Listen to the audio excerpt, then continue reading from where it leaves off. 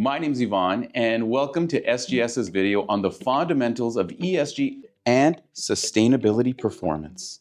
These are terms professionals hear an increasing amount about today, so it's critical that we keep up to date on how companies use them to successfully create value for themselves, for society, and for the planet. But how, you ask? Well, that's a great question.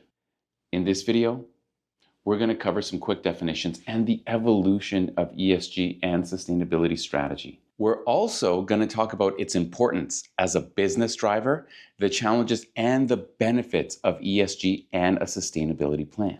After that, we are going to cover a 5-step cycle organizations can navigate to find success in ESG and sustainability planning, and how the risks and leadership and standards align with each step. And it doesn't matter who you are, a member of a senior leadership committee setting strategy, a manager, a specialist, a data owner responsible for execution, or someone on the reporting team responsible for communicating the progress.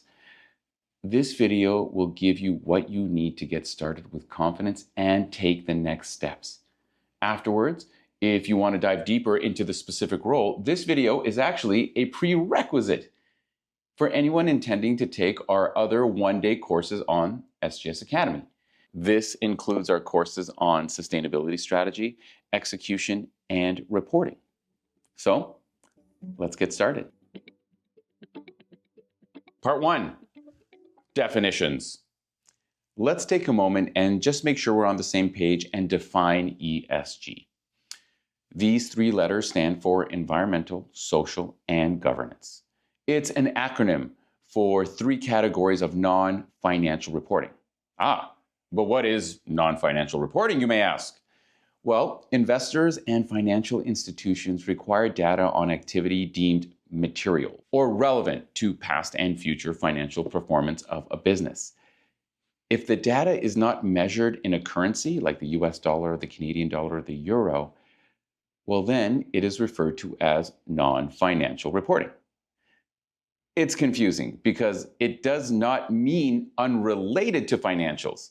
It means data that does impact the financials in the short, medium, and long term, but reported in units other than currency. And they have identified 3 common categories over time, which are E, environmental, S, social, and G, governance.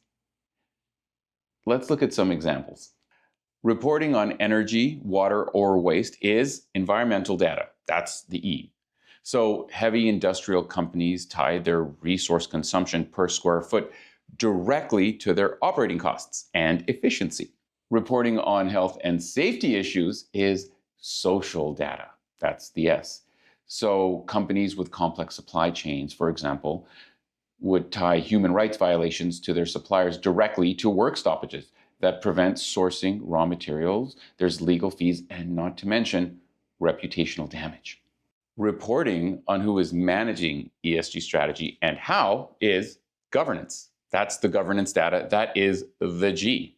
So all companies need a senior level committee that determines which environmental and social topics are material to their business, why and how those will be measured and managed. Governance is sometimes called ESG or sustainability management. So you may have noticed we've been using sustainability separately from ESG. So let's take a moment to define sustainability and how it's different. ESG is investor-driven and only considers environmental and social data that is material to or impacts the financials of a specific company. Sustainability also considers the impact of that company on broader society and the environment, regardless of whether it impacts financials of the business. That is why sustainability is often synonymous with the term double materiality, used in popular reporting frameworks like GRI, which is the Global Reporting Initiative, which asks companies to disclose on both financial and impact materiality.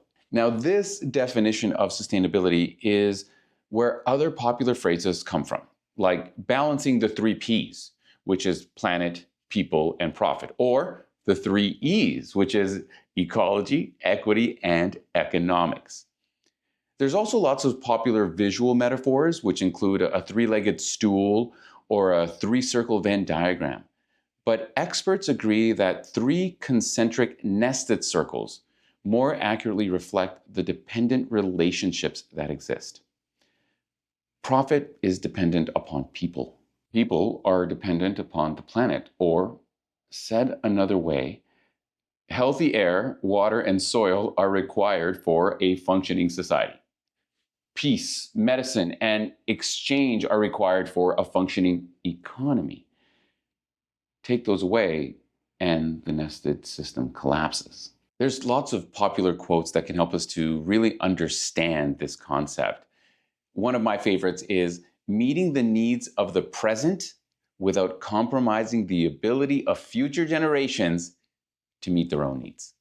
That's by the Brundtland Commission of 1987. And long before that, the Great Law of Peace of the Six Nations of the Iroquois Confederacy wrote, "In our every deliberation, we must consider the impact of our decisions on the next 7 generations."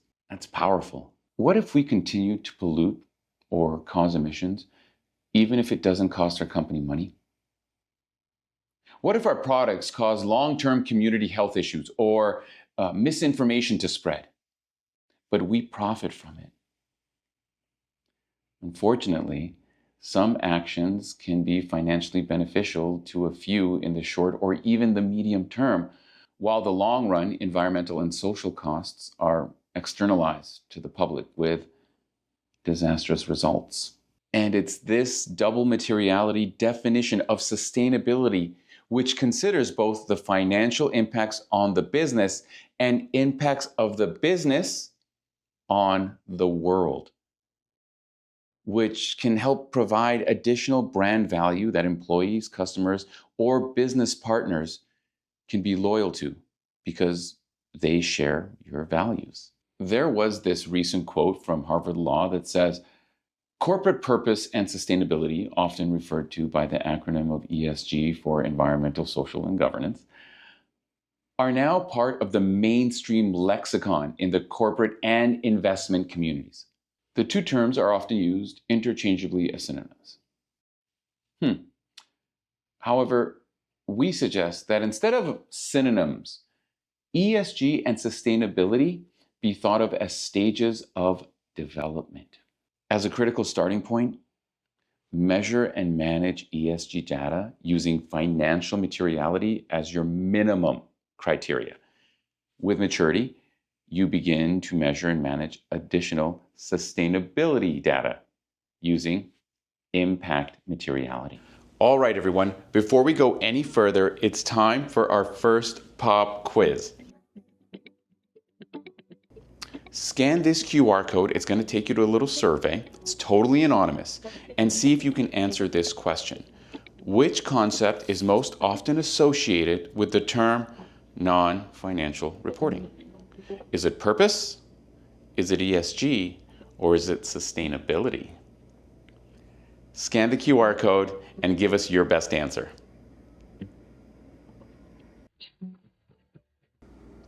So now that we know what ESG and sustainability actually mean, it's time to answer the question of where did it all come from?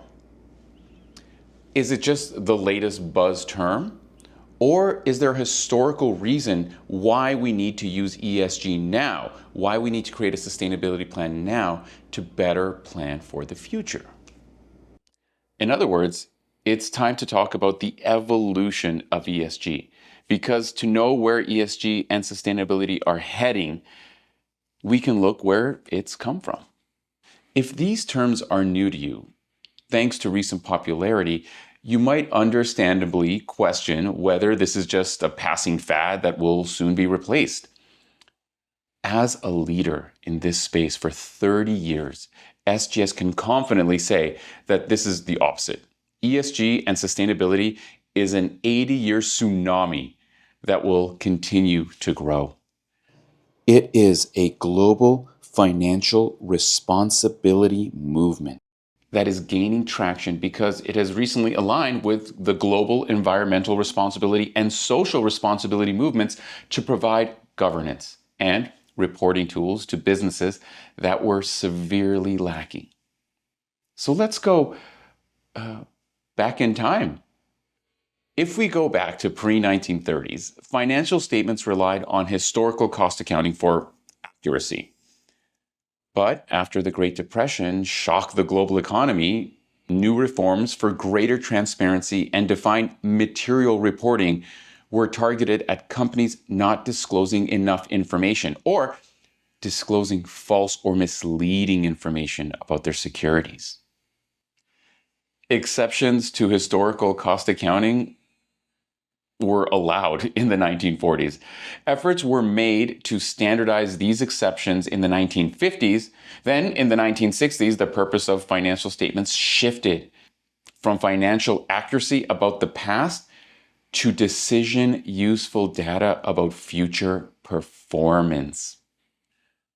Then in the 1970s, the International Accounting Standards Board and Financial Accounting Standards Board in the US focused on three important areas: future discounted cash flows, social goals, and environmental externalities.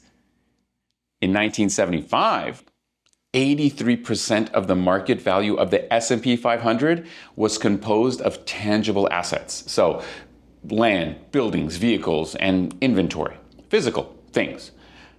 Remember that number, okay? Because in 1980, U.S. regulatory filings first required the management commentary and management discussion and analysis sections. I know, that's a lot, but we're going to explain. All you really need to know is that we have seen a 50-year movement away from historical cost accounting for accuracy towards decision-useful data on future financial performance, with an emphasis on non-financial ESG reporting for important yet missing context. At the same time, a global environmental responsibility movement was evolving. So without getting into all the details, we saw a similar 30-year movement away from limited liability for businesses externalizing environmental costs towards accounting for pollution and science-based frameworks for organizational value creation. In parallel with all of this, there was also a global social responsibility movement, which was also evolving. So in summary, here's what we can see. At least 50 years, because it was probably much longer, of movement away from limited liability for businesses with no social goals towards accountability for employees' well-being, towards social frameworks for organizational value creation. And now we get to my favorite decade, the 1990s. And this is where we see the three global movements begin to converge and align. In 1994, industrialist CEO Ray Anderson declares Mission Zero for his carpet company Interface to become the first truly sustainable business in the world. In 1997, the Global Reporting Initiative is launched to standardize how organizations report on economic, social, and environmental indicators. Then, 1998, business writer Robert Levering and Milton Moskowitz published the first Fortune's 100 Best Companies to Work For, listing scores on ESG criteria. And then, the year 2000. The UN Millennium Development Goals were adopted globally on 8 specific environmental and social initiatives for governments and businesses. In 2004, the UN Global Compact was launched by corporate leaders based on 10 principles for responsible business. 6 were social, 3 were environmental, and 1 was governance.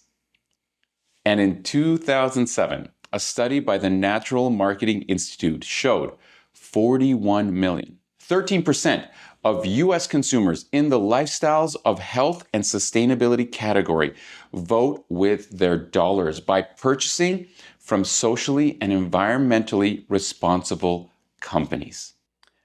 In 2008, the Great Recession hit the world economy after the US housing market bubble burst due to overvalued mortgage-backed securities and derivatives.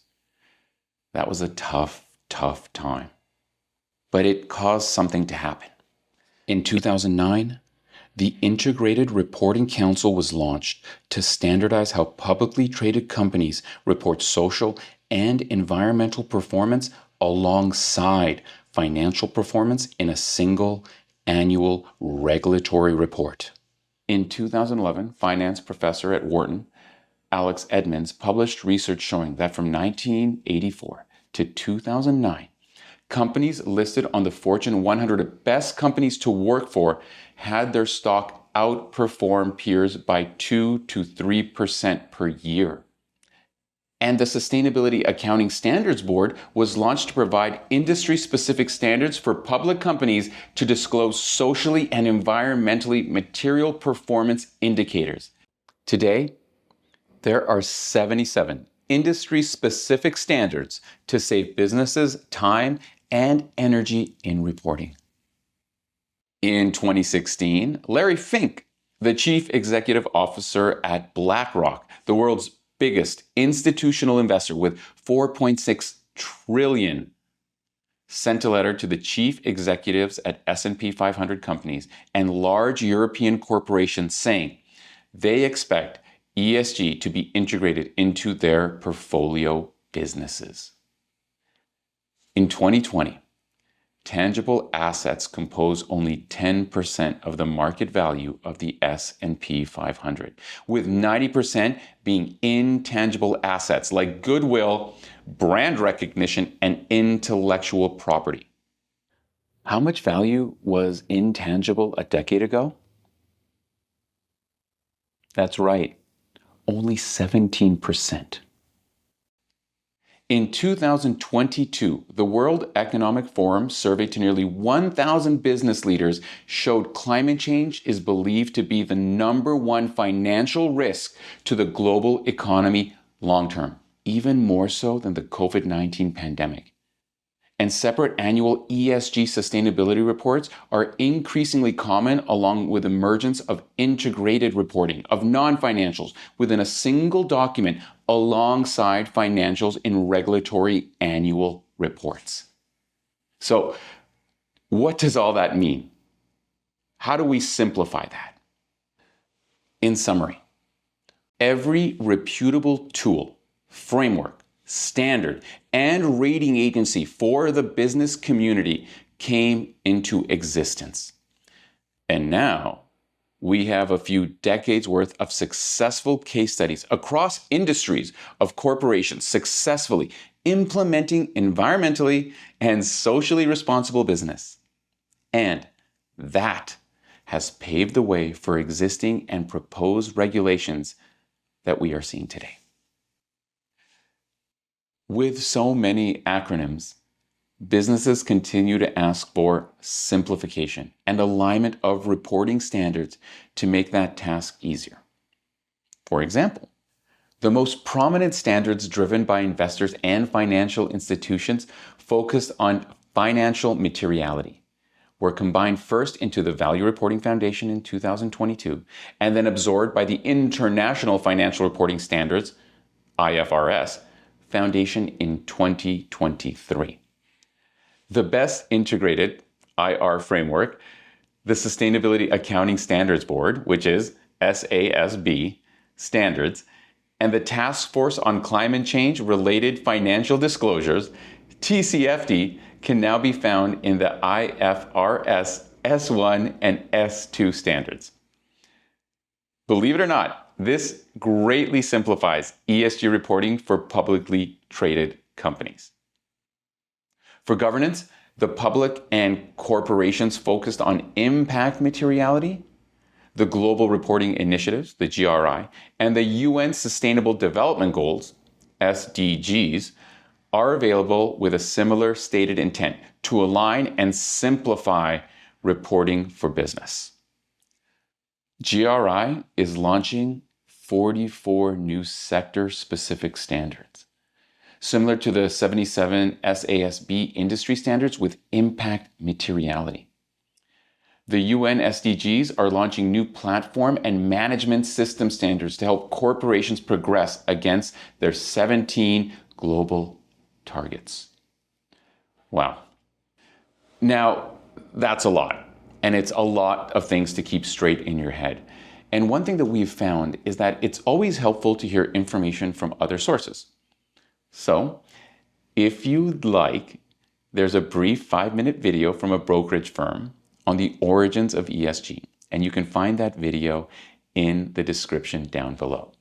You can check it out now, or if you'd like, wait until the end of this video and watch afterward. What's that? You want another poll? All right, sounds great. Scan this QR code and give us your best answer. In your career, what trends have you observed regarding ESG and sustainability? Are they increasing, decreasing, or different fads come and go? Scan the QR code and let us know what you think. Whew, that is a lot. And if you're like me, it's almost surprising to see how long ESG and sustainability has been developing in both our society and in the business world, and how much effort has been put into its regulation. So the next question becomes, what's driving all of this? What's driving ESG and sustainability efforts? Well, in this section, we're briefly going to share 6 major drivers, and you can determine which are relevant for your organization, because every business is different. And so each business typically has a unique combination or list of priorities, which is critical to understand for yourself. So let's get started. The first driver is regulation. North America is typically 5 years behind Europe, East Asia, and South America when it comes to sustainability reporting regulation, and it is now beginning to ramp up. Both the US and Canada have a similar set of existing and/or proposed regulations specifically around climate disclosures impacting heavy industry, publicly traded companies, large businesses, large federal suppliers, and large banks and financial institutions. For broader ESG and sustainability reporting, publicly traded Canadian companies are impacted by the IFRS S1 and S2 standards that we talked about before, while CSRD is impacting US and Canadian organizations doing business in Europe.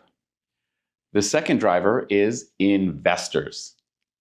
What some call ESG backlash is just a slowdown, not a reversing, of a rapidly growing trend of investors integrating ESG scoring into their buy-sell decision-making process to reduce risk and enhance returns. In the USA alone, this accounted for $16.6 trillion in 2022. Pop quiz. What does SRI stand for? Socially responsible investing. And SRI and impact investing have actually been around for a while, and they remain fairly consistent. So SRI includes screening by sectors like gambling and alcohol or renewable energy and green buildings. Impact investing really focuses around specific topics without a strong case for large or fast financial returns. So, for example, micro-lending. So, with greater reporting of sustainability data, investment analysis can now integrate nuanced ESG criteria that's catered to different industries and investor priorities. This form of investing is growing more rapidly than others. In a minute, I'm actually going to ask you to pause this video I want you to try and see if you can figure out what are the top 5 drivers of ESG investing. Okay, pause the video, and if you can't think of anything, push play. So you're back. Did you figure out what the top 5 drivers of ESG investing are? Well, according to a 2020 survey of 2,800 investment professionals in the CFA Institute, the top 5 drivers of ESG investing are risk management, client demand, fiduciary duty, reputational benefits, and improved financial returns. Some investors rely on prominent ESG rating agencies like DJSI, MSCI, ISS, and Sustainalytics, who score companies based on public or self-reported data with proprietary algorithms. This has sped up the growth of ESG investing even more. We touched on this previously, but in 2021, institutional investor BlackRock reported their intention of doubling ESG-related assets under management by 2025. Based on the results of their global client sustainability investing survey, they said the market will see a sustained shift for at least the next 5 years.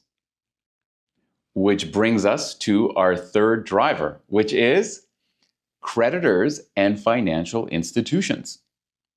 So banks and other financial institutions are now able to use ESG criteria in lending decisions.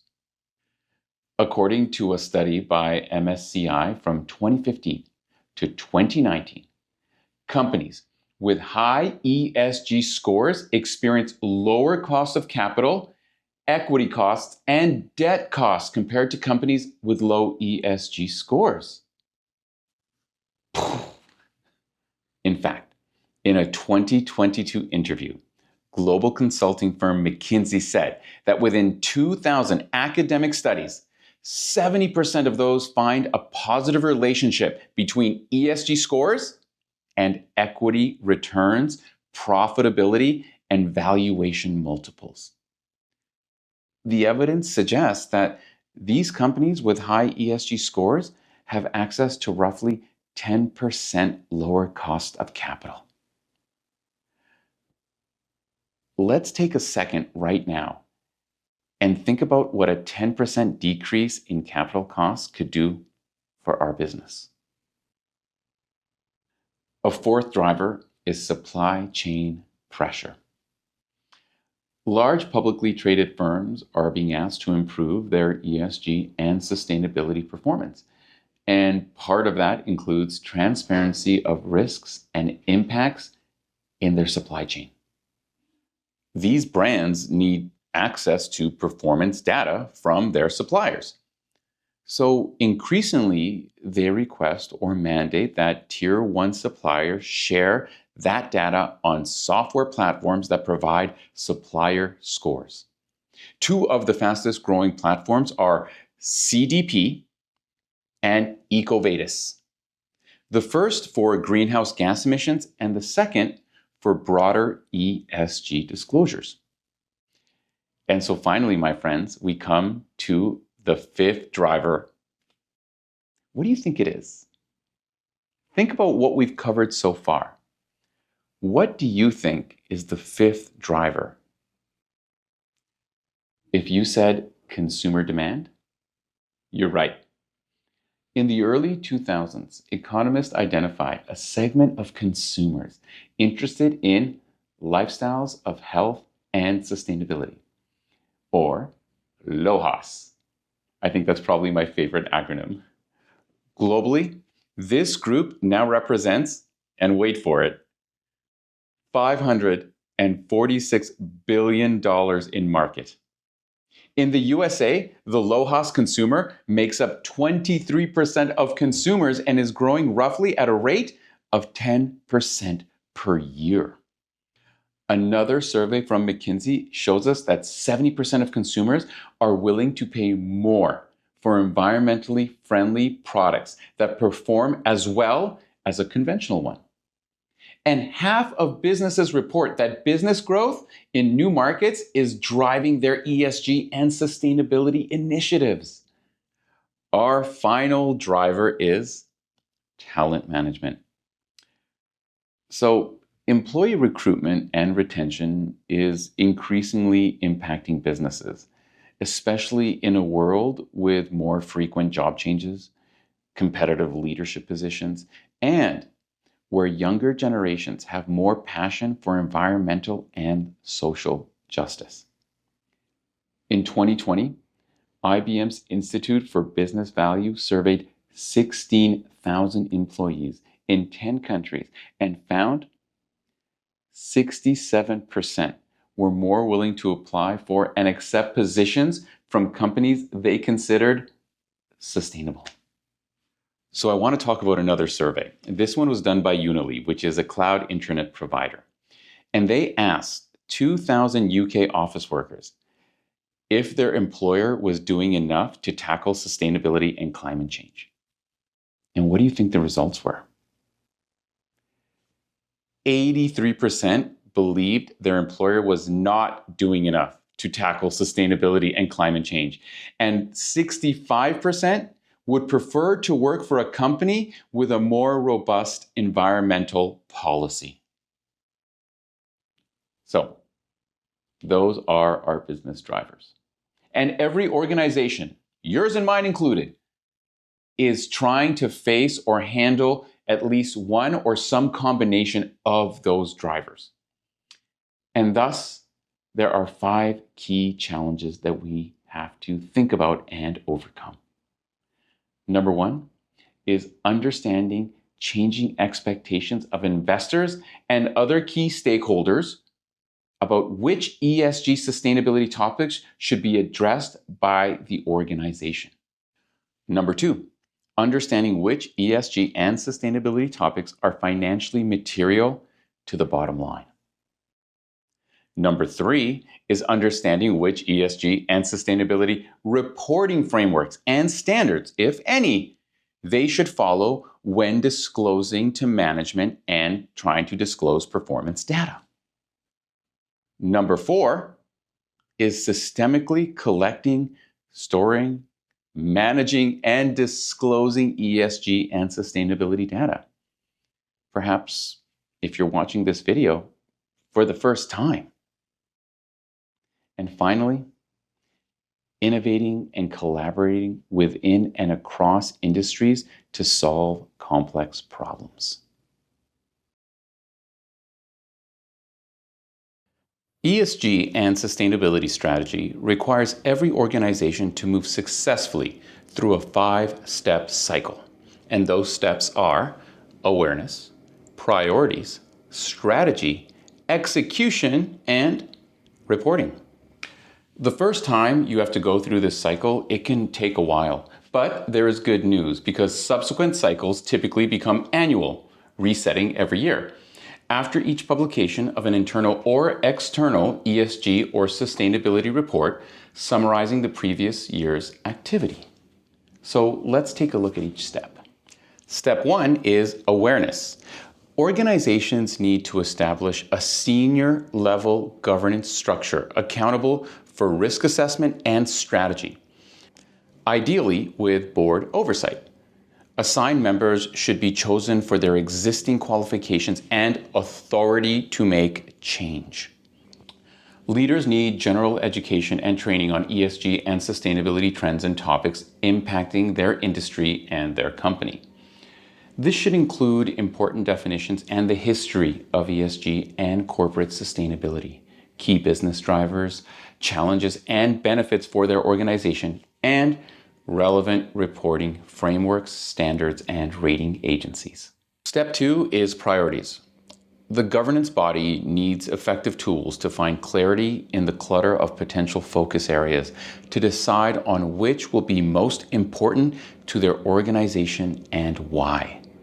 The most powerful tools are stakeholder engagement and materiality assessment.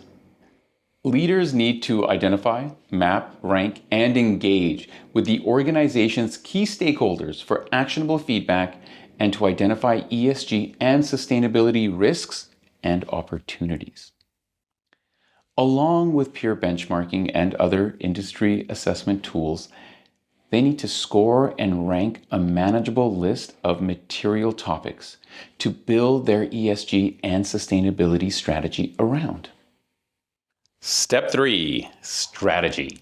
The governance body creates a high-level plan for each prioritized material topic. Leaders set a vision that is 5, 10, or 15 years in the future that defines success. This includes how to measure success with key performance indicators and annual targets. Standing in that future, having achieved success, they look back and ask, what did it take for us to arrive here? One answer is always the assignment of a senior champion with the ability to move things forward long term and help secure resources for execution. Which brings us to step 4, execution. The strategy set by the governance body is put into action. So, here's a question. Who's going to do the work? What do they need to be successful? Which projects should they do first, next, and last to achieve success? Operational specialists perform day-to-day responsibilities. These employees need to understand the 5 stages of performance, which ESG and sustainability initiatives mature through. Leading indicators and annual targets need to connect the current baseline to the future vision. Data collection, storage, and analytics help identify and justify the resources necessary for continuous improvement. And finally, we arrive at step 5. Reporting. The organization decides how much of their progress to share, if any, and with which stakeholders. Storytellers begin to disclose ESG and sustainability strategy, management approach, and performance over time. This includes internal communications to employees and external communications to key stakeholders. This includes mandatory and voluntary reporting frameworks, standards, and rating agency platforms. It is critical that reporters mitigate the risk of greenwashing and consider the use of independent third-party assurance of their claims.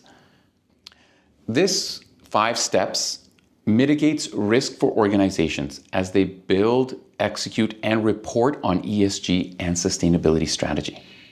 All right, everybody, it's time for another quiz.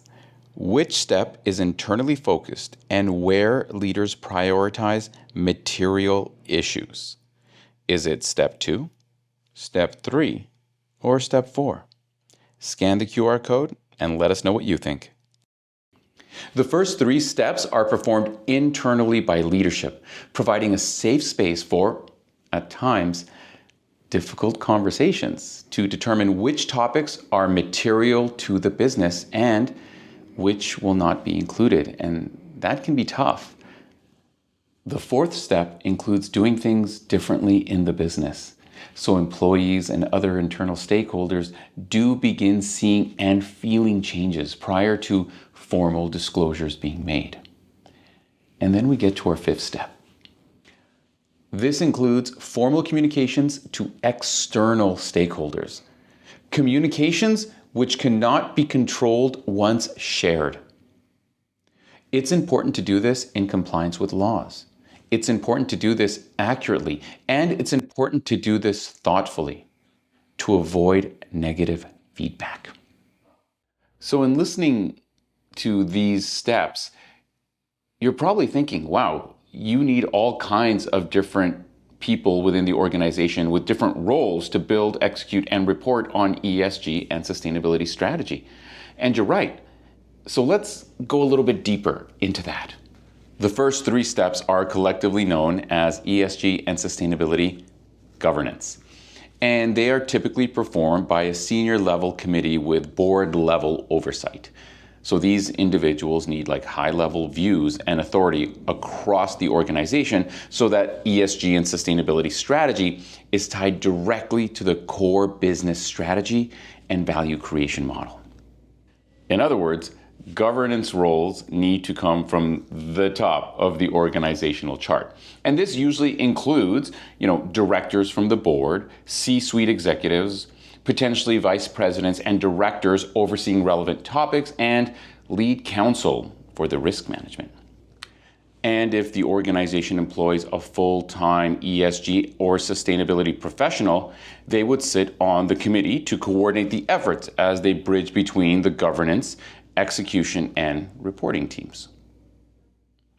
Now, the fourth step is led by specialist roles aligned with each material topic. These are like execution positions, and they require both the ability to handle the day-to-day operations and specialized experience with specific environmental, social, or governance topics. These execution roles are for topic specialists with functions siloed within departments. So this usually will include your project managers, your operations managers, maybe subject matter experts, risk managers, and quality managers. The fifth step is all about communication and is led by those who communicate with key stakeholders. So these are the reporter roles. So they're positions which require kind of a nuanced understanding of law, for example, voluntary disclosure standards, and stakeholder engagement. When we think about the reporters, we think about storytelling, cross-functional storytelling from the middle layers of the organizational chart. So here's where you have your PR people, your government relations people, legal compliance, and communications and marketing. So I think it's fair to say that governance is not easy. ESG and sustainability is not easy, and it gets criticized for being an alphabet soup of frameworks, of standards that are really difficult to follow and to understand. As we talked about before, there has been more alignment with investor-driven standards with the publication of the IFRS S1 and S2 sustainability standards. Members of a senior ESG committee need to educate themselves on reporting frameworks and standards. They need to understand how to speak to stakeholders, engagement, materiality assessment, and ESG ratings that might be relevant to the organization. So first, there is AA 1000 SES, which is the Accountability 1000 Stakeholder Engagement Standard. And that covers, it's a comprehensive approach to engaging with key organizational stakeholders for feedback about material ESG topics. Then we got the good old SASB, the Sustainability Accounting Standards Board. Standards include the 77 industry-specific guidance documents. We talked about them earlier. They outline material topics customized for each sector. Then we have GRI, the Global Reporting Initiative. And these standards include guidance on stakeholder engagement and go beyond financial materiality to include the impact materiality when identifying material, ESG, and sustainability topics for disclosure. We also mentioned the UN SDGs, the United Nations Sustainable Development Goals. And these are focused on governments, but are adding tools and management systems for the business community. All publicly traded companies, and now a growing number of private companies, are subject to the scores given by ESG rating agencies, used for buy, sell, or lending decisions. So whether it's the DJSI, the MSCI, the ESG, the ISS, Sustainalytics, or EcoVadis, it is critical to be familiar with their scoring methodology if your organization has been given a score and your key stakeholders use that score in their decision making. So, for example, execution roles need to educate themselves on standards related to the specific material ESG topics to which they have been assigned. Thousands of standards exist across dozens of environmental, social, and governance topics. But we can mention some popular examples from ISO, the International Organization for Standardization, which is a trusted international standards body. Okay, here we go. In the environmental category, we have ISO 14064. And this is a family of standards on greenhouse gas emissions, while ISO 50001 is specific to energy management. In the social category, we have ISO 26000, and this is a standard on social responsibility. And there is also ISO 45001, which is specific to employee health and safety. And finally, good old governance. Here we have ISO 37001, which is a standard on governance and anti-bribery, while we also have ISO 27001, which is specific to information security. Now let's take a look at our reporter roles. So reporter roles need to educate themselves on standards related to ESG reporting, greenwashing, and independent assurance. For this, we have the Green Guides from the US Federal Trade Commission, which cover examples of greenwashing and are used as the basis for false advertising lawsuits and penalties, while the Directive on Green Claims is being used to prosecute false advertising in Europe. So, it's crucial to understand what constitutes a valid claim. The IIRC, which is the International Integrated Reporting Council framework, guides companies to disclose material ESG topics alongside annual financial filings. There's a couple of standards that we've already talked about, which are the GRI, the SASB, and the UN SDGs, which also include guidance for specific KPI disclosures. There's also ISAE 3000, which covers independent third-party assurance of non-financial reporting. We'd also like to mention the TCFD, which stands for the Task Force on Climate-Related Financial Disclosures, which has been the most cited reporting framework in global regulation as of today. It is likely to shift, however, to IFRS S2 climate-related standards, and its interpretation is going to be guided by local jurisdictions. We also expect CSRD to be the front and center for a growing number of countries doing business in Europe. I know. Okay, I know. That is a lot of standards. That is a lot of roles and steps, which is why the education component of ESG and sustainability is so important. It's why we've made this video. You know, we've clearly outlined why successful ESG and sustainability performance requires 3 different forms of role-based leadership. And each one of those groups needs training to fit their required skill sets and building internal competency. I mean, this is critical. Being able to properly execute ESG and sustainability isn't easy, and it requires a lot of steps and a lot of education. And that's why SGS Academy offers this digital on-demand video as a prerequisite to our 3 one-day course modules, which are focused on the 3 key leadership roles. So each course is a one-day session with virtual instructor-led training that deep dives into sustainability governance, sustainability execution, and sustainability reporting. And if you want to know more about these courses, you can visit SGS Academy USA to find our next available public series. And we'll put the link in the description down below.